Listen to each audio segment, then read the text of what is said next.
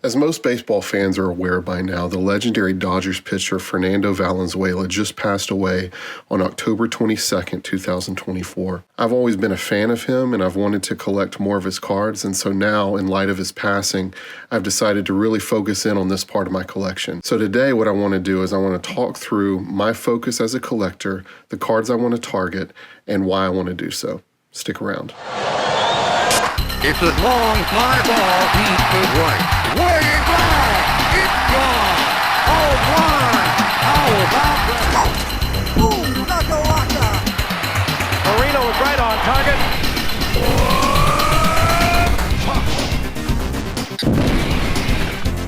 We are live from the Orange Bowl in Miami, Florida. There's a sellout crowd, of course. Oh, did you just call it? And he does!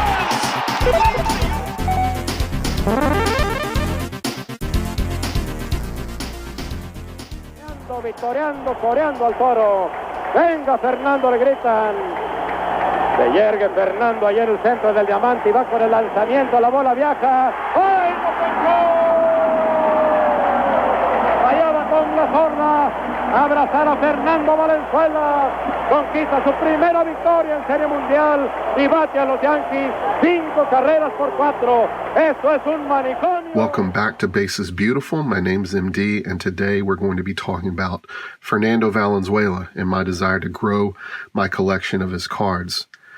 Now, I was too young to have participated or known about Fernando Mania when it was happening in 1981. I had not been born yet, so I was born in 1983, so all of that was definitely way before my time.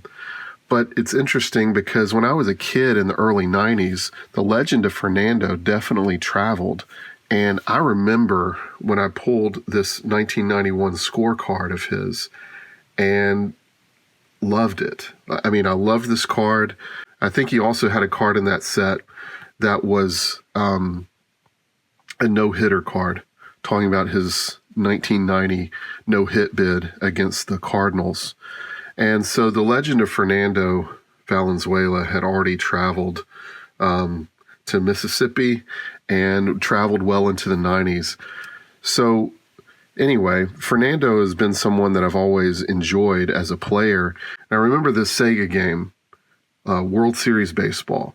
I use a piece of that in my intro here for the video. It's a favorite video game of mine, one of my fondest memories of connecting to the sport of baseball through the video game. And one of the teams I like to play with was the Baltimore Orioles. Now, that game came out in 1994, so it had the 1993 rosters for all the teams. And at that point, Fernando was no longer a Dodger. He was actually on the Baltimore Orioles team. And one of the pitches that you could throw for him was this screwball that looked crazy. It just kind of circled around. Probably totally unnatural to how that pitch actually looks coming out of a pitcher's hand. But as a kid playing that game, pitching with him, it was just like the coolest thing because nobody else in the game that I knew of really threw a screwball. So that was just so cool. Now, my collection of Fernando cards is really not that impressive. I've got that 91 scorecard. I've got a couple of these 1988 cards, one which is just him by himself, and one is the Dodgers leaders. I think he's here with Pedro Guerrero on the Dodgers team. This is only ancillary to it. Mike Scioscia was his catcher at the time, and that makes a nice pairing with the 91 score since they're both facing the proper direction for Mike Scioscia to receive the pitch from Fernando.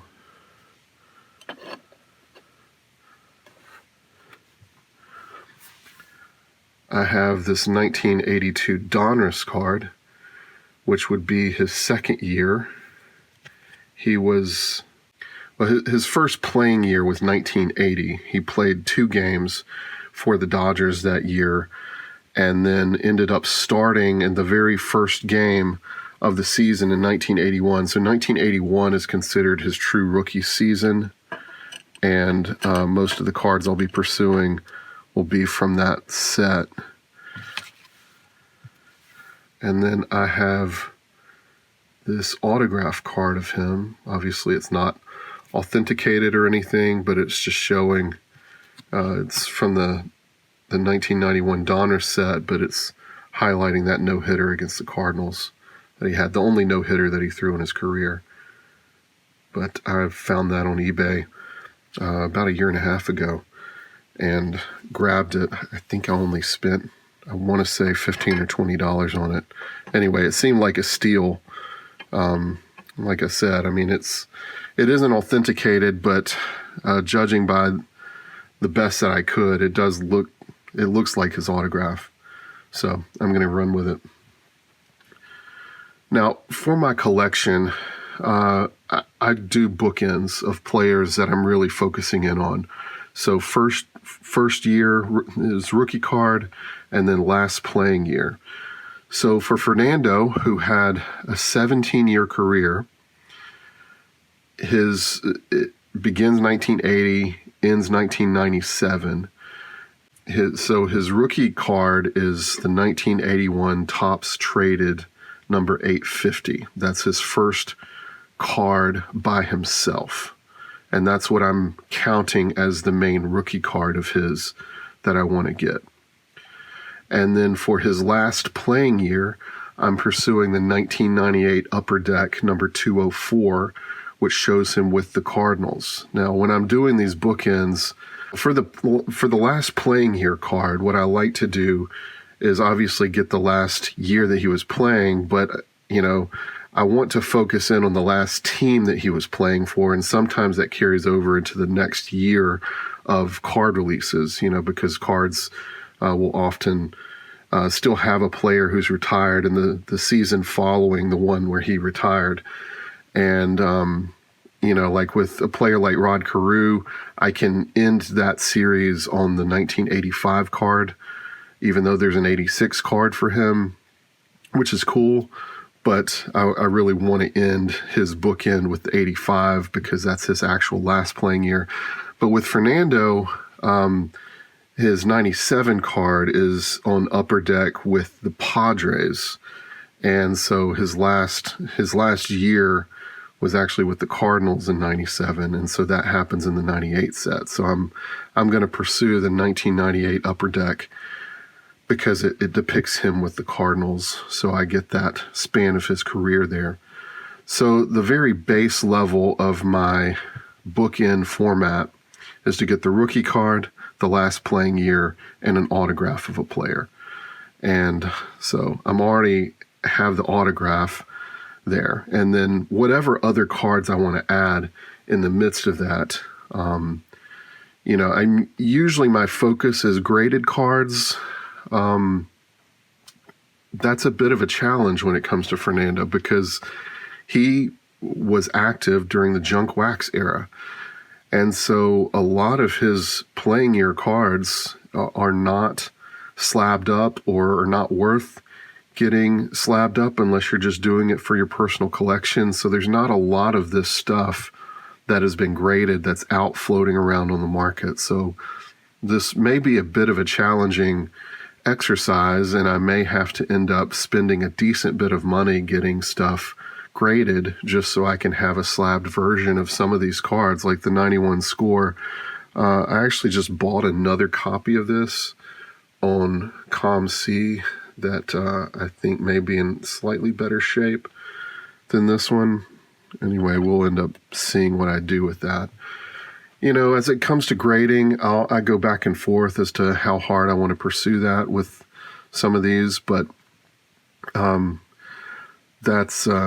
that'll be probably the challenge with this project is finding some of the cards that I'd like to have graded, is to actually find them graded, because, it's not like some other players that had careers a little bit earlier, like Rod Carew, whose career ends in 1985. So he has slabbed cards throughout his career.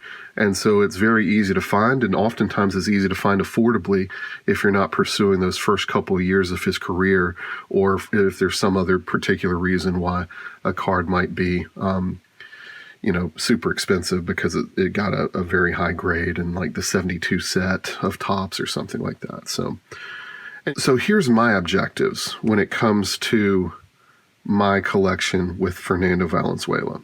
So aside from those bookends that I've already mentioned, the next priority would be 1981 Topps number 302, which some people treat as his actual rookie card because it did technically come out first. The Topps traded, obviously, that's at the end of the season. So he did have a card in that flagship set, but it's one that's shared with Mike Scioscia and Jack Perconte, both other Dodgers players. And so it's one of those multiplayer cards. And so since if he had the standalone card come out in 1982, then the 81 would be considered his true rookie card. But since he had the 81 Topps traded, I'm sure that's why most people focus on that, is because they'd much rather have a card of him by himself rather than sharing the card with two other players. Now, the reason I would even go after that 81 Topps card when I don't necessarily have to is because Mike Scioscia is an overlap with my Angels collection. So having Mike Scioscia's rookie card also helps my Angels collection, where I want to have Angels manager. And of course, Mike Scioscia was the Angels manager from 2000 to 2018. So long tenure there. And it was his time there where he brought the Angels to the World Series, the only time to make it to the World Series, and they won it in 2002. So I definitely want Mike Scioscia to be included in this. And since he's matched there with Fernando, it's actually a really cool card since Mike Scioscia caught, I think it was like 245 games of Fernando's that he caught for him. So the two of them were very close teammates. Mike Scioscia spoke a little bit of Spanish initially. Fernando didn't speak any English really hardly at all when he first came up into the league. And so to have somebody who was trying to make efforts to communicate, and I think Mike Scioscia even learned a little more Spanish so that he could communicate better with Fernando. And so to have that camaraderie exemplified in a card, I think is really cool. Now, the other card I want to focus on from the 80s, there's two more. One is the 1983 Topps number 40, and my main focus there is that 1983 set looks really cool with the little inset picture of the portrait and then an action shot of the player there, and the blue and the green there just look really nice. It's a very slick design. I really love the design of those 83 Topps cards. Also, 83 is my birth year, so I want to collect cards that connect with that. And then the 1988 Donruss card, number 53. Now, this isn't, like, nobody cares about this card. I mean, this is junk wax to the max. But look at him bunting in this picture. That's, I have to have it because it's a bunting picture. And that just seems cool to have in the midst of my collection. Whether or not I'll end up getting that one graded and having a graded version of that card in my collection, I don't know. But also, I mean, it's probably a pretty low population count on that bunting card. So who knows? I may be a pop one, whatever it is. Now, 1991 Topps, number 80.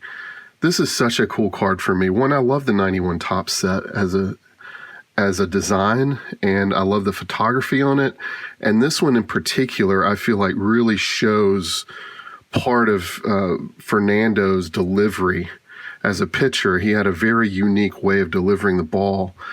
And so this photograph really exemplifies that. Now, my hesitation, or I guess my question on the Topps 91 is, do I go after the Tiffany card or do I go after the Desert Shield? Of course, the Desert Shield set is harder to come by. It's usually more expensive. It's harder to find in higher grades. So a lot of those do get graded.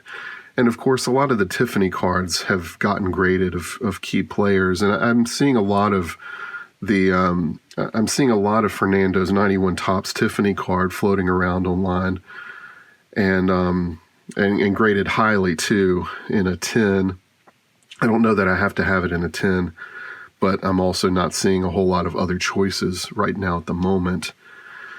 And I mean, frankly, right now is not the best time to try and focus in on some of these Fernando cards because his prices have gone up a lot in light of his passing. And I'm seeing his rookie card that used to sell, for $150 in a PSA 7 is now going for closer to $300 in a 7 and even more in an 8 or a 9. I mean, it's always been a more expensive card because it was just such a limited run. But anyway, I'll have to kind of watch and see how the market settles out. The other card I'm pursuing is the 91 Score, which I do have here, but I also just bought a nicer copy on ComC last night. I want the 1993 Flair, number 159. That Flair set, if you scroll through on some of these channels, guys are opening old packs of cards from the 90s, a lot of that junk wax stuff. And I recently saw, I'll put a link to it in here. I don't remember who it was who was opening the Flair box, but he had that little box of Flair. I remember that. Those premium cards that came out in 93, he only got like 8 or 10 of them in that little set, and that just felt like the most premium thing that you'd ever buy as a kid at that point in time. And the reason I want that card is because it incorporates the Orioles part of his career, which, I mentioned my connection with the World Series baseball and playing that. So I do want a card that has his time on the Orioles on there. Now, I've got the 1997 Upper Deck, number 166. This is one I'm probably not going to get graded. At first, I was thinking this was going to be the last playing year card I was going to get for him. And I really like the portrait on that Upper Deck. But he's with the Padres, and so finding that there was the 98 card that actually had his last year with the Cardinals and having him in a Cardinals cap and stuff, I'm going to pursue the 98 Upper Deck as the one to complete the bookend. But the 97 card is a good portrait. The 98 is a similar portrait. It's a little closer up, but I think the 97 Upper Deck looks really good, and I'd like to have that card in my collection, and I just picked it up last night on ComC. It was super affordable. I think I got it for less than $1. So anyway, that is my collection. And what I have right now is not very impressive, apart from maybe the autograph. But then again, who knows if that is legitimate? But I'm pretty sure. So anyway, those are the cards that I'm going to be pursuing. I'm not in a hurry to do this project. I'll probably wait for some of his cards to come down in price a little bit as some of the fervor around collecting his cards settles down a little bit after his passing and after the World Series, and depending on how that goes with the Dodgers and all of that. So anyway, what do you think about collecting Fernando Valenzuela cards? Do you have any of his in your collection? Are you trying to get some of these junk wax cards graded and have graded copies in your collection? Or are you kind of passing him over as a player and pursuing other things? We all have different things that we connect with. So anyway, this is what I wanted to do, and so hope you enjoyed, and thanks for watching. And the strike two pitch is hit back to the box, dribbling to second. Samuel on the bag, throws to first, double play. Fernando Valenzuela has pitched a no-hitter at 10:17 in the evening of June the 29th, 1990. If you